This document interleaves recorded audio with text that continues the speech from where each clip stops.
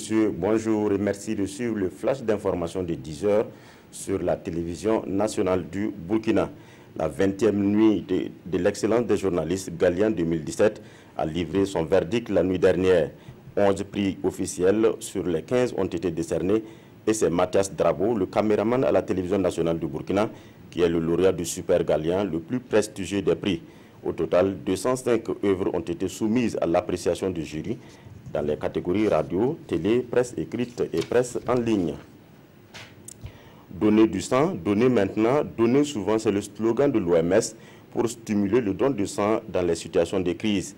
C'est dans ce contexte de la célébration le 14 juin prochain de la Journée mondiale du donneur de sang que le Centre de transfusion sanguine a organisé une conférence de presse à Ouagadougou pour informer le public de cette journée dédiée aux sauveurs de vie. Le 14 juin, donc, la journée sera célébrée à Ouagadougou sur le plan local. En sport, c'est ce soir à 18h que les étalons du Burkina reçoivent les Palancas Negras d'Angola au stade du 4 août. C'est un match comptant pour la première journée des éliminatoires de la CAN Cameroun 2019. Une victoire du 11 national à domicile permettra aux Burkinabés d'entamer ces éliminatoires avec beaucoup plus de sérénité. Le Qatar dans la tourmente 5 jours après la rupture des relations avec l'Arabie Saoudite.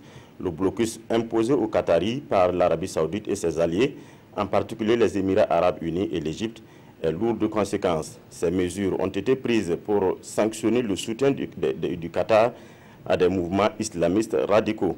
Pour éviter son isolement, le ministre des Affaires étrangères qatari est à la recherche de ses alliés allemands et russes. Au Brésil, la justice a sauvé de justesse hier soir le mandat du président Michel Temer.